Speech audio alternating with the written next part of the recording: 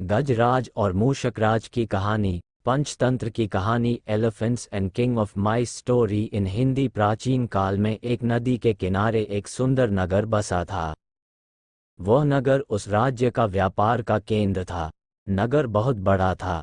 नगर में रोजाना हजारों लोगों का आना जाना लगा रहता था। एक वर्ष अत्यधिक बरसात हुई जिसके कारण नदी ने अपना रास्ता बदल लिया। देखते ही देखते उस नगर की ऐसी हालत हो गई कि पीने का पानी भी किसी को नसीब नहीं होता था।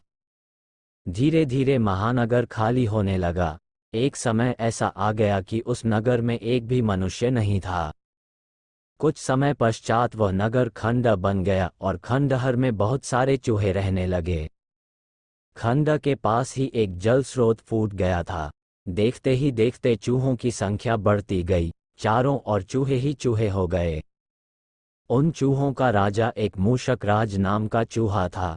उस नगर के पास ही एक जंगल था। उस जंगल में हाथियों का काफी बड़ा झुंड रहता था। झुंड के सरदार का नाम गजराज था। एक बार जंगल में सूखा पड़ने के कारण सारे जल स्रोत सूख गए। हाथियों के बच्चे जल के अभाव के कारण तड़प कर मरने लगे। गजराज उनके दर्द को समझता था। वह भी प्यास के मारे तड़प रहा था, किंतु उसके पास भी इस समस्या का कोई उपाय नहीं था। गजराज की मित्र एक चील थी। उस चील ने बताया कि खंडहर के दूसरी ओर एक जल स्रोत है जिसमें खूब पानी है। गजराज को ये बात पता लगते ही उसने अपने सारे झुंड को खंडहर पार करके जल स्रोत तक पहुंचने की आज्ञा दे दी। सभी हाथी आज्ञा पाकर जल स्रोत की ओर रवाना हो गए। जल स्रोत तक पहुंचने के लिए उन्हें खंडहर को पार कर रहे थे तो हाथियों के हजारों पैरों के नीचे आकर बहुत सारे चूहों की मृत्यु हो गई। देखते ही देखते खंडहर में चारों ओर चूहों के मांस और खून से लथपथ मार्ग थे। जब जल स्रोत से पानी पीकर हाथियों का झुंड वापस उसी रास्ते आया तो बहुत सारे चूहे और मारे गए मूषकराज को जब इस समस्या का पता लगा तो उन्होंने अपने मंत्रिमंडल के साथ बैठकर इस समस्या का उपाय सोचा। सभी मंत्रियों ने ये सलाह दी कि आपको गजराज के पास जाकर उनसे बात करनी चाहिए। वो बहुत ही दयालु प्रवृत्ति के हैं। वे अवश्य ही आपकी बात मान लेंगे। जब गजराज के पास पहुंचे तो वहां एक पेड़ के नीचे आराम कर रहे थे। मूषकराज एक पेड़ के पास पड़े शिला पर जा पहुंचे और गजराज को आवाज लगाए, किंतु आवाज गजराज तक नहीं पहुंच पाए। गजराज ने जब मूषकराज को देखा तो वह उसके पास आए और शिला के पास अपना एक कान रख कर बोले, छोटे मैया, आपकी आवाज मेरे कानों तक पहुंच नहीं पाई है, क्या आप अपनी बात को दोबारा कह सकते हैं? मूषकराज ने गजराज को प्रणाम किया और बोला, मैं चूहों का सरदार मूषकराज हूँ। आप जिस जलाशय तक पहुंचने के लिए खंडहर को पार करते हैं उस खंडहर में हमारा झुंड रहता है।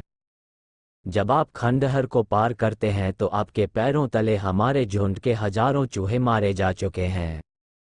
कृपया करके आप जल स्रोत तक पहुंचने के लिए किसी और मार्ग को अपना लीजिए। गजराज ने उत्तर दिया, महाशय, हमें माफ कर दीजिए, हमें इस बात का ज्ञान नहीं था। हम आज से ही किसी और मार्ग को अपना लेंगे।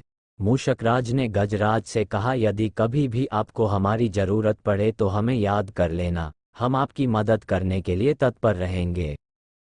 गजराज ने मन ही मन में सोचा कि यह छोटा सा जीव हमारी क्या मदद करेगा। गजराज हल्के हल्के मुस्कुराने लगे।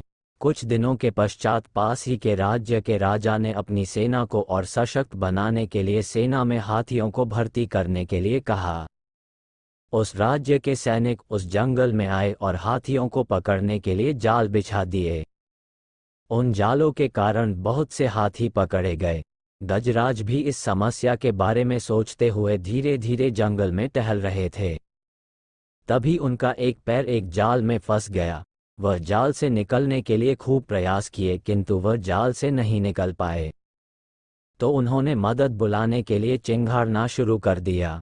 गजराज की चिंघाड़ सुनकर एक भैंसा उनके पास आया जिसकी मदद गजराज ने पहले की थी। भैंसा बोला, गजराज, मैं आपकी क्या मदद कर सकता हूँ? गजराज ने कहा, पुत्र तुम जलाशय के पास वाले खंडहर तक जाओ और मूषक राज को सारा हाल सुनाओ। भैंसा दौड़ता हुआ खंडहर के पास आया और मूषक राज को सारा हाल सुनाया। मूषक राज अपने 20-30 साथियों के साथ भैंसे की पीठ पर चढ़ गए और तुरंत गजराज के पास पहुंच गए। सभी चूहों ने मिलकर जाल को कुतरना शुरू कर दिया। देखते ही देखते गजराज उस जाल से मुक्त हो गए। शिक्षा: हमें अपने साथियों के साथ प्रेम स्वभाव से रहना चाहिए ताकि वह हमारे दुख दर्द में काम आ सके। इस तरह की शिक्षाप्रद कहानी खुद सुने और अपने बच्चों को भी सुनाए। इसके लिए हमारे चैनल को सब्सक्राइब करना ना भूले।